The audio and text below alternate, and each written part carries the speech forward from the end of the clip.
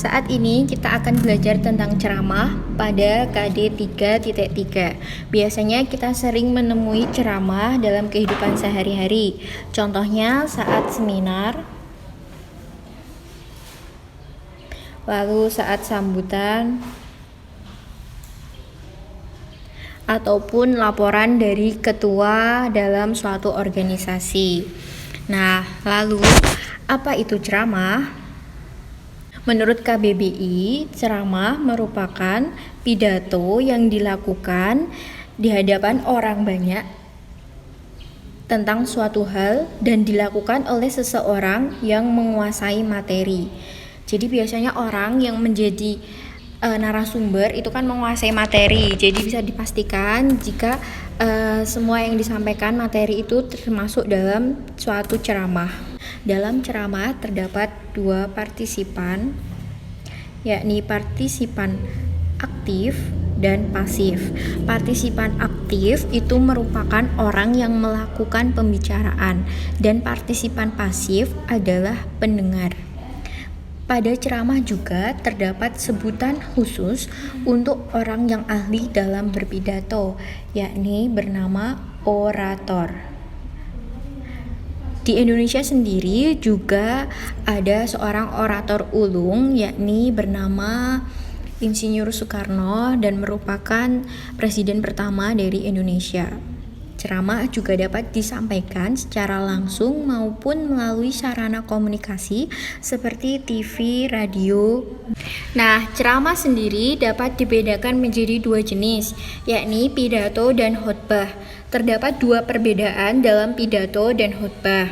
Pidato merupakan pembicaraan di depan umum yang bersifat persuasif. Maksudnya, informasi dalam pidato tersebut merupakan suatu ajakan ataupun dorongan pada khalayak untuk berbuat sesuatu. Namun berbeda dengan pidato, khotbah adalah pembicaraan yang dilakukan di depan orang banyak untuk menyampaikan pengetahuan agama.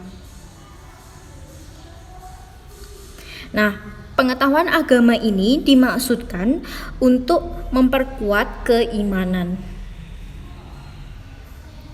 Jika persuasif untuk ajakan. Nah, pada saat berceramah pastinya terdapat tujuan di dalamnya. Tujuan dilakukan ceramah adalah untuk mendapatkan informasi.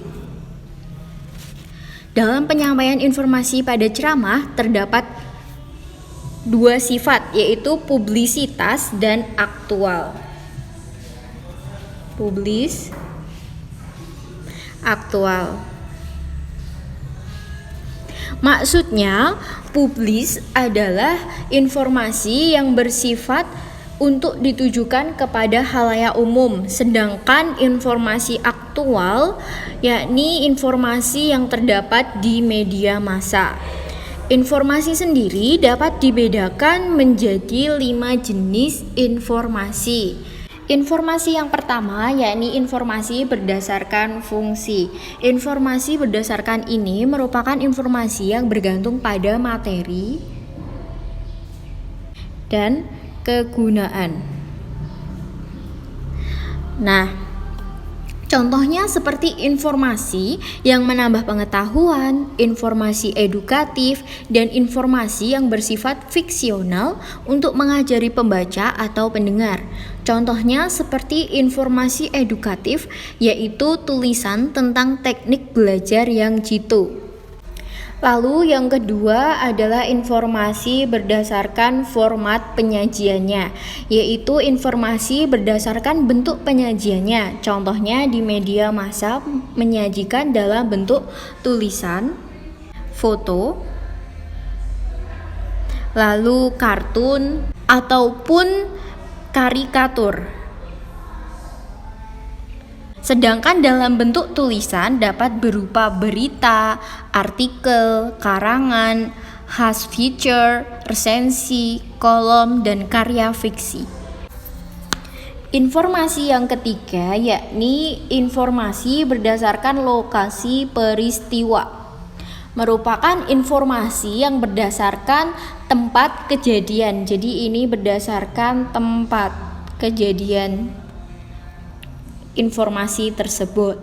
Jadi dapat disimpulkan jika informasi dapat berasal dari daerah, nasional, dan mancanegara. Nah, yang keempat adalah informasi berdasarkan bidang kehidupan. Maksudnya informasi yang berkaitan dengan kehidupan. Contohnya adalah bidang musik, olahraga, lalu ada bidang budaya, sastra, ataupun kesenian. Dan yang terakhir merupakan informasi berdasarkan bidang kepentingan. Informasi ini merupakan informasi yang memiliki pengaruh terhadap kehidupan pembaca atau pendengar. Contohnya, informasi yang menyangkut perubahan dan berpengaruh pada kehidupan pembaca. Jadi jika pidato atau ceramah tersebut sangat berpengaruh terhadap kehidupan manusia atau tentang perubahan suatu kehidupan dalam diri seseorang, berarti dalam ceramah tersebut mengandung informasi tentang bidang kepentingan. Nah, selanjutnya jika diperhatikan dalam membuat teks ceramah terdapat struktur yang mengikat.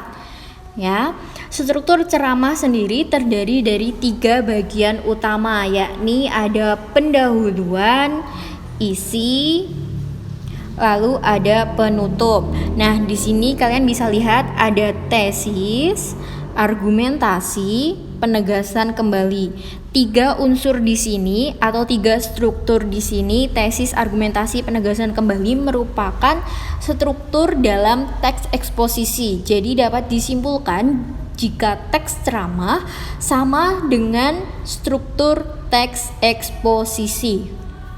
Nah, selanjutnya struktur teks ceramah ini ada sistematikanya, yakni pada pendahuluan dan tesis dalam eksposisi. Di sini ada bagian-bagian atau subbab di dalamnya, yakni pada bagian pendahuluan ada subbab salam pembuka, paragraf pembuka, ucapan syukur, dan pengenalan topik.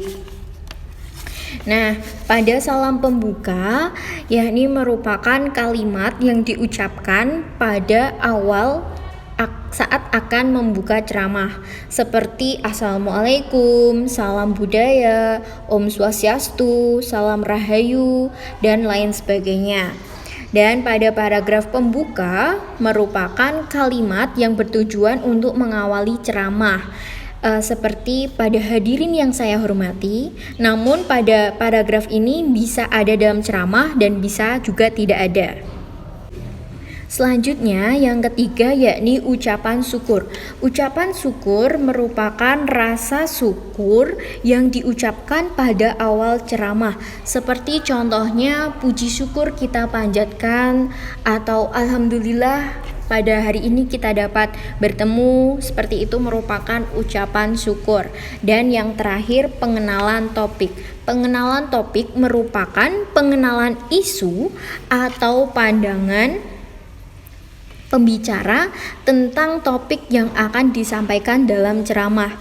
Jadi saat kita akan menyampaikan tentang tema COVID, pastinya pada pengenalan topik kita memberikan awalan atau dalam musik itu seperti intro. Jadi untuk memancing atau untuk menggiring opini pendengar memasuki isi dalam tema ceramah. Nah, isi dalam teks ceramah merupakan paparan dan penjabaran topik dari penceramah. Dalam isi teks ceramah hanya terdapat satu bagian yang berisi tentang penjabaran dari topik yang diangkat dalam ceramah. Selain itu juga berisi tentang opini dan argumentasi dari pembicara. Pada bagian terakhir yakni ada penutup, dan jika di teks eksposisi itu sama dengan penegasan kembali. Pada penutup di sini terdapat 3 subbab, yakni yang pertama imbauan kesimpulan. Imbauan kesimpulan ini merupakan ringkasan atau hasil akhir dari ceramah yang disampaikan oleh pembicara. Dan yang kedua, terdapat salam penutup dan maaf yang diucapkan untuk menutup ceramah dan permintaan maaf apabila terdapat kesalahan dalam berceramah. Seperti contohnya, apabila terdapat kesalahan, saya mohon maaf. Dan untuk mengakhiri pada siang hari ini, wassalamualaikum warahmatullahi wabarakatuh. Dan yang ketiga, yakni kalimat penutup adalah kalimat akhir yang digunakan untuk menutup dan mengakhiri ceramah. Anak-anak dapat memperhatikan contoh video tentang teks ceramah. Assalamualaikum warahmatullahi wabarakatuh. Puji syukur kehadirat Allah Subhanahu wa Ta'ala yang telah memberikan kita nikmat berupa kesehatan jasmani dan rohani, sehingga kita semua dapat berkumpul pada acara hari ini. Ucapan terima kasih tak lupa saya sampaikan kepada rekan-rekan guru serta teman-temanku yang tercinta. Berbicara soal lingkungan, pasti terkait dengan kebersihannya. Dalam Islam, kebersihan merupakan sebagian dari iman. Dengan lingkungan yang bersih, maka insya Allah hati terasa nyaman saat melakukan kegiatan yang positif. Namun, pada faktanya masih banyak orang yang rendah kesadaran terhadap kebersihan lingkungan sekitarnya. Kebersihan lingkungan pun adalah tanggung jawab bersama. Maka harus ada inisiatif dalam diri untuk bergerak dan mengingatkan sesama masyarakat untuk menjaga. Kita perlu juga sosialisasi atau motivasi dari perangkat pemerintah daerah untuk menyadarkan kembali masyarakatnya. Dan untuk saat ini, saya akan berpidato tentang sosialisasi lingkungan. Hadirin yang saya hormati, pada hari ini saya ingin menyampaikan sebuah pidato tentang lingkungan kita. Pidato yang saya akan sampaikan merupakan keluh hati saya terhadap lingkungan yang semakin hari semakin tercemar. Semoga di momen Hari Lingkungan Hidup yang jatuh pada hari ini, saya ingin mengajak teman-teman semua untuk menjaga lingkungan yang selama ini menjaga kita. Sadar atau tidak, hidup di dunia ini bergantung pada lingkungan. Kita minum air yang bersumber dari lingkungan kita. Kita menghirup udara bersumber dari lingkungan kita. Kita makan makanan yang bersumber dari sumber makanan yang hidup dan ditanam dari lingkungan kita. Lingkungan kita tepati memiliki dampak yang besar untuk kehidupan kita, seakan lingkungan berarti hidup kita. Oleh karena itu, baik atau buruk lingkungan secara langsung atau berpengaruh terhadap baik buruknya kehidupan kita, khususnya beberapa tahun kebelakang. Tentunya kita perlu mengalami sendiri ketika hidup terasa hijau karena masih banyak pohon yang terdapat di lingkungan kita. Tetapi lihatlah sekarang, pohon-pohon itu telah banyak berkurang dan nyaris tiada. Kehijauan hidup yang kita terganti dengan kumpulan karbon monoksida yang tidak bisa dirubah menjadi oksigen karena pohon-pohon yang sudah tiada. Kesejukan udara yang dulu akrab dengan hidup kita kini terganti dengan bau busuk sumber polusi dan modernisasi yang tidak bersahabat dengan lingkungan. Beberapa tahun kebelakang, tentunya kita pernah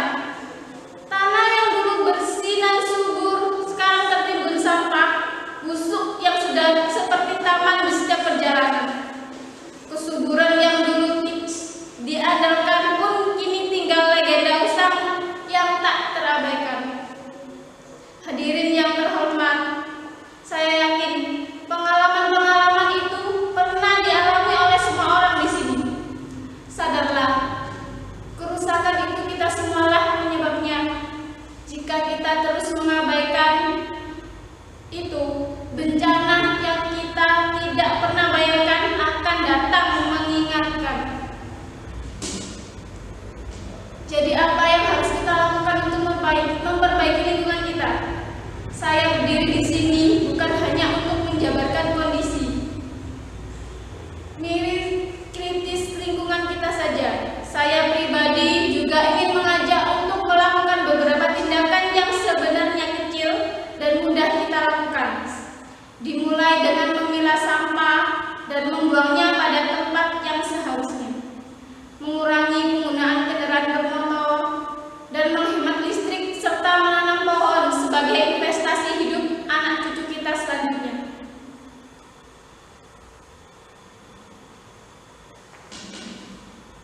Cintailah lingkungan kita sebagaimana kita mencintai hidup dan masa depan kita. Sebenarnya itu yang saya ingin ungkapkan. Pidato yang saya sampaikan bukanlah apa-apa dibandingkan tindakan kita selanjutnya. Terima kasih banyak atas perhatiannya. Mohon maaf jika ada salah kata. Wassalamualaikum warahmatullahi wabarakatuh. Demikian pidato dari saya. Wassalamualaikum warahmatullahi wabarakatuh.